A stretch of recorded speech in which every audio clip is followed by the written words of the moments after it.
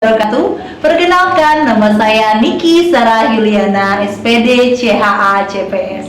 Di sini saya berperan dan juga membersamai para pendidik di SPS Tamli Zikri. Saya menyadari benar bahwa ternyata menjadi seorang kepala sekolah jauh berbeda perannya dibandingkan menjadi seorang guru. Dimana ketika saya menjadi seorang guru di pendidikan luar biasa, saya hanya menanggung-jawabi atau berperan menjadi guru di satu kelas dari sekolah untuk keluarga muslim di Indonesia. Kami menyadari bahwa ternyata seluruh keluarga ingin yang terbaik untuk anak-anaknya. Tentunya ingin anak-anaknya tumbuh menjadi pribadi yang soleh-soleha, menjadi pribadi yang sehat, pintar, dan tentunya sesuai dengan harapan setiap orang tua. Tetapi orang tua biasanya malah kebingungan nih, apa dulu ya yang harus dilakukan untuk mewujudkan anak yang soleh-solehah ini. Nah, ternyata ada yang namanya piramida perkembangan anak, di mana anak tidak langsung bisa calistung, tetapi anak perlu distimulasi perkembangan sensori motoriknya, perkembangan sosial emosionalnya, kognitifnya, dan ini membutuhkan peran yang kolaboratif antara pihak sekolah dengan yang ada di rumahnya sebagai support system. Namun, bagaimana dengan anak-anak yang ada di usia prasekolah ya, di bawah usia prasekolah? Nah, disinilah kami akhirnya membuat sebuah program, yaitu kelas stimulasi anak, disertai dengan konten-konten edukatif, modul yang sesuai dengan tema-tema. Ini bisa menjadi sebuah hal dan terobosan baru ya di dunia pendidikan. Karena apa? Karena kami menyediakan modul-modul, kami menyediakan tempat dan juga media berinteraksi yang terbuka antara orang tua dan pihak sekolah.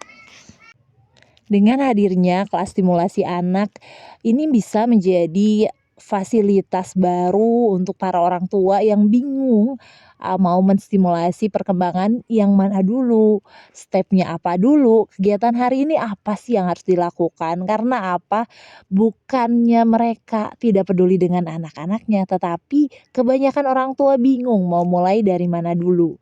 Bingung, ini akhirnya masuk ke dalam zona ketidakpercayaan diri. Padahal sebetulnya setiap orang tua adalah pendidik dan setiap sekolah perlu untuk memfasilitasi, memberikan ruang komunikasi. Jadi sekolah bukan hanya menjadi tempat penitipan anak, tetapi menjadi ruang berbagi informasi, ruang stimulasi anak baik di rumah maupun di sekolah.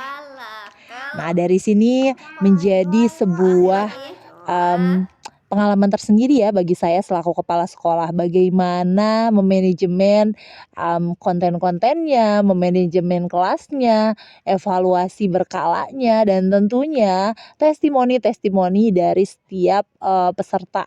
Karena apa? Yang namanya mau menstimulasi perkembangan anak butuh konsistensi, butuh semangat, dan di awal, di pertengahan harus dipastikan apakah modul yang kita berikan ini benar-benar dipraktekkan di rumahnya atau hanya jadi sebuah pajangan saja. Tapi alhamdulillah sebagian besar peserta yang mengikuti ini mempraktekkan dalam waktu seminggu, karena kita kontennya atau modulnya itu tidak dibagikan sekaligus satu semester, tetapi dengan cara dibagikan 1 minggu sekali. Untuk melihat apa? Untuk melihat progres dari setiap anak. Karena setiap anak pastinya berbeda, setiap keluarga pastinya berbeda. Jadi kita mengikuti ritmenya tersendiri.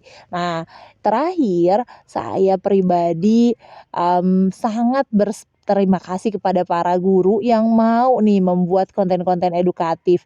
Dari sini kami banyak belajar, dari mulai belajar apa ya yang memang dibutuhkan oleh anak-anak di kelas dan juga orang tua di rumah gitu ya.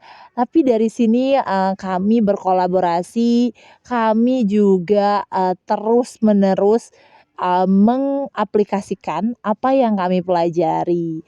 Mudah-mudahan kelas stimulasi anak ini bisa menjadi sebuah jembatan baru, branding baru bahwa ternyata sekolah bisa berperan utuh bukan hanya untuk siswa-siswi di sekolah saja, tetapi untuk keluarga muslim di Indonesia.